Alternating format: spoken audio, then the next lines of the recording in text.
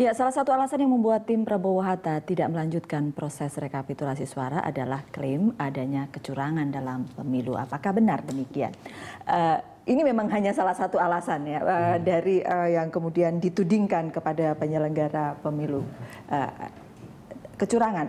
Ada satu lagi yang saya pikir agak mengemuka dalam rekapitulasi beberapa hari itu adalah daftar pemilu daftar pemilih tambahan apa yang disebutnya DPKTB.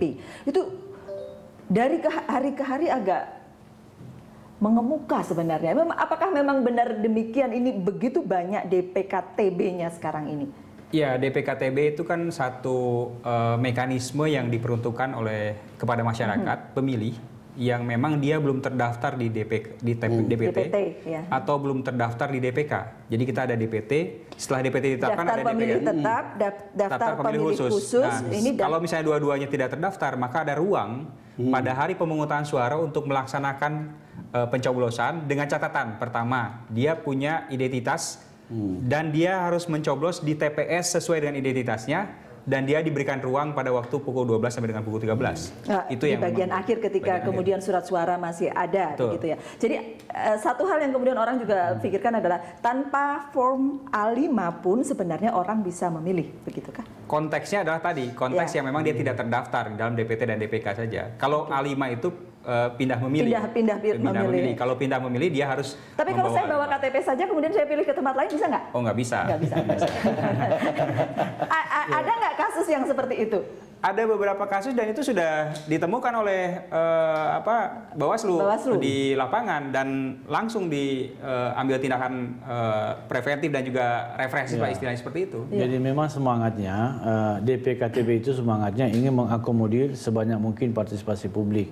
Apalagi Mahkamah Konstitusi memang sudah memberikan keputusan bahwa itu bisa ya, tapi dengan catatan domisilinya tadi. Jadi saya kira itu problem yang Bawaslu dan Panwaslu di daerah sudah sangat responsif terhadap aduan-aduan atau misalnya keberatan-keberatan saksi pasangan calon terkait dengan kenapa misalnya tidak terakomodir dan seterusnya.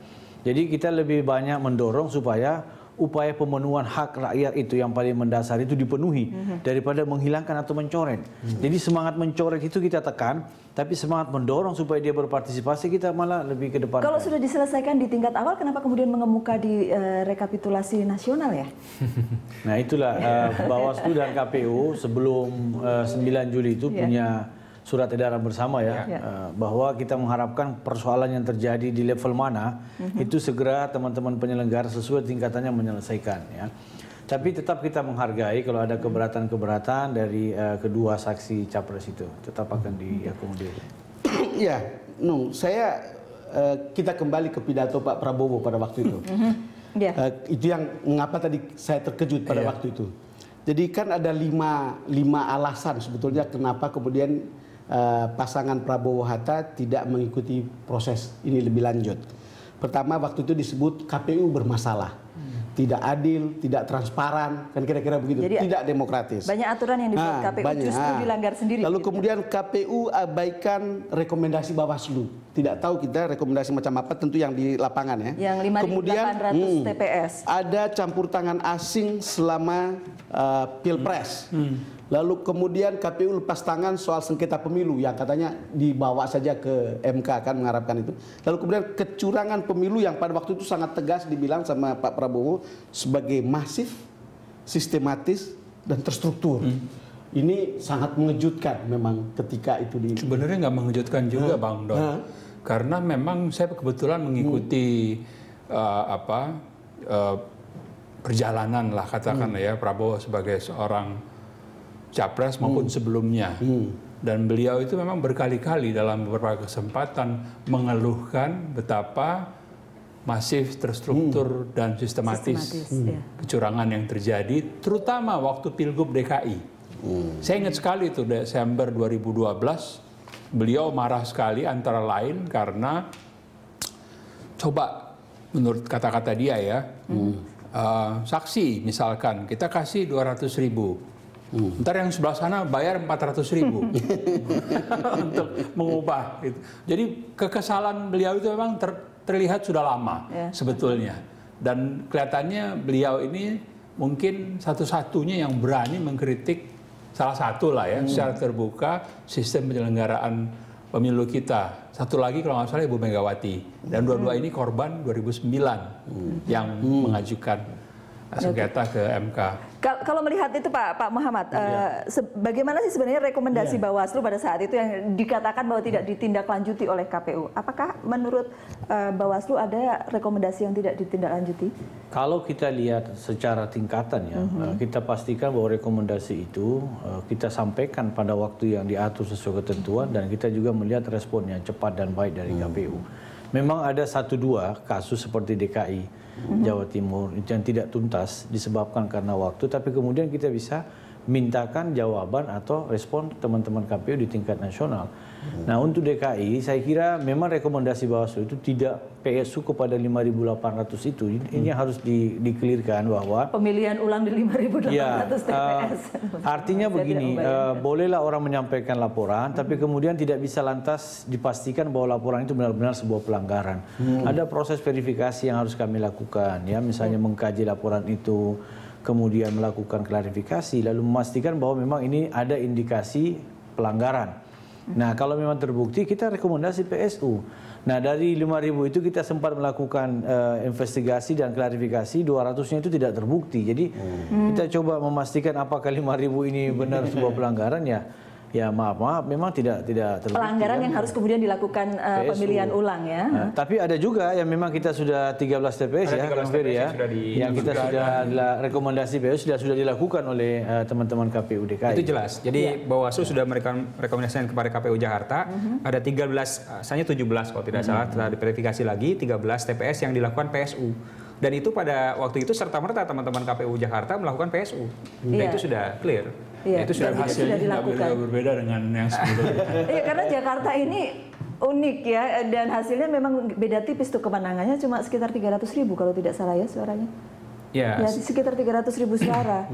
Jadi memang Jadi saya melihat ini ada emosi massa yang menurut saya memang harus dikelola dengan baik oleh tim nomor 1 ya, karena kita maklumi juga bahwa ya Pak Prabowo juga ya dari kompetisi itu mendapatkan kurang lebih 40 juta sekian kan Fer ya. Jadi itu kan suara-suara publik yang boleh saja mungkin ada desakan-desakan dari timnya untuk melakukan gugatan, dan tentu kami sebagai penyelenggara ya siap melakukan kerjasama dalam pengertian apa yang menjadi peran-peran kami di tingkatan upaya hukum yang lain begitu kan. Tapi memang Pak Muhammad, pemilu kali ini panas betul. Dari awal panas ya. dari awal. Kampanye hitam yang mungkin saya perlu tanyakan bagaimana kemudian tindakan pengawas pemilu terhadap kampanye hitam yang menurut saya belum ada presiden sebelumnya seperti ini ya. Tapi memang kalau kita lihat sudah panas di kampanyenya, kemudian panas lagi ketika hari H. Ketika orang saling klaim karena quick count, klaim kemenangan. Joko Widodo sama Prabowo punya klaim sendiri-sendiri. Melengkapi riuh rendahnya. Pada saat yang sama juga ada saling klaim untuk berlaku curang. Kan menarik itu. Dan itu kemudian panas kan pada saat itu. Ya, saya sependapat itu. Cuman dua-duanya kami sayangkan ketika melakukan klaim kemenangan pada hari H. Dua-duanya kemudian menurut saya terburu-buru ya. Bukankah kita menghargai yang namanya quick count ya, lembaga survei, tapi itu terlalu cepat. Itu baru kurang lebih 1 jam atau 2 jam setelah penutupan TPS ya. Mungkin itu bagian dari upaya, ya mungkin punya sumber-sumber informasi, tapi menurut saya itu bisa memicu suasana ketegangan tadi, ya. Dan dua-duanya tampil ya. Iya betul. Diawali oleh Ibu Mega ya, saya tahu betul Ibu Mega, kemudian disusul oleh tim Prabowo. Jadi ya kita menyayangkan masalahnya juga. Aturannya memang boleh, nggak ada larangan kan? Nggak ada larangan. Itu ada quick count silakan jalan. Memang KPU himbau untuk keluar jam 13. Jam 13. Tapi hasil itu sudah didapat Indonesia Timur jam 11 itu sudah dapat semuanya. Coba bayangkan. Sempat dilarang tapi terus oleh MK dibatalkan. Itu betul. Ya, dalam ketentuan undang-undang memang dilarang. Tapi dibatalkan oleh Mahkamah Konstitusi. Iya. Ada satu hal lagi yang agak mengemuka di Pilpres sekarang ini ya. Kalau waktu Pileg saya ingat upload untuk C1 itu tidak secepat Pilpres. Betul ya? Ya, 80% baru 3 bulan selesai. Itu sudah selesai rekap nasional. Karena varian formulir C1-nya luar biasa banyak. Itu berbeda sekali dengan apa yang terjadi di Pilpres sekarang ini. Dan kita mungkin patut bersyukur karena dengan begitu masyarakat bisa sambil melihat. Sangat terbuka kan, Mas Bas ini pasti bisa sambil jalan sambil lihat data kan. Kawalpemilu.org itu juga mengambil dari data itu sebenarnya. Tetapi ada tudingan bahwa ada C1 yang invalid, itu jumlahnya sekitar 52.000 TPS. Jadi gini, itu upaya kita dari awal untuk terbuka, transparan. Jadi kita kasih waktu selama 7 hari teman-teman untuk men-scan C1 yang 4 lembar itu. Jadi dengan cepatnya teman-teman melakukan upaya-upaya itu oleh teman-teman kabupaten kota, dan itu sudah bisa diakses oleh seluruh publik, masyarakat, bahkan di seluruh dunia.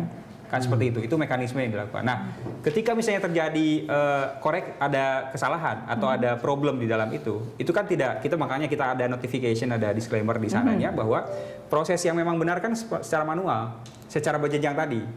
Nah, pasti sudah ada proses pembetulan di lapangan kalau memang ada. Dan ini juga kan menjadi koreksi bagi seluruh masyarakat. Kalau misalnya ditemukan C1 scan-nya itu bermasalah, kita lihat ke lapangan. Kan, dan itu terjadi ya memang ya? Ada beberapa masukan itu, dan itu langsung kita tindak lanjuti ke lapangan. Yang case pertama yang Kelapa II. Yang Kelapa II Tangerang itu kan. Dan ketika kita lihat tidak ada problem. Bahkan ketika kita cross check ke rekap PPS-nya, nggak ada kesalahan yang di ini. Itu memang angka 0 yang ditanda silang. Jadi seperti mirip angka 8 seperti itu. Di HH itu yang memang juga perlu kita tindak lanjut. Kami apresiasi terhadap masyarakat yang mengawal proses ini kan. Jadi kita sudah terbuka, silakan masyarakat coba kawal ini. Kalau misalnya memang ada, sampaikan kepada kami. Kami koreksi ya. Koreksi. Artinya tidak ditutup ruang oleh KPU untuk mengoreksi kalau memang ditemukan angka-angka yang janggal, ganjil gitu kan. Dan itu terbukti bermanfaat kan? Sangat bermanfaat. Itu adalah cross check awal bagi publik terutama ya, untuk melihat apakah misalnya gini. Saya menyaksikan proses di TPS itu secara runut dari pembukaan TPS, kemudian di close jam 1 lalu dilakukan accounting suara. Saya tahu angka-angka itu. Kalau kemudian saya lihat upload dari KPU berbeda, kan saya tentu dengan lantang bisa mengatakan, ini ada yang keliru nih. Nah itu yang terjadi. Jadi publik bisa mengoreksi karena dia menyaksikan sendiri proses itu secara terbuka. Kalau gitu kita boleh rehat dulu ya. Kita akan kembali sesaat lagi. Kami akan kembali untuk ada The Headlines berlanjut selepas jeda berikut.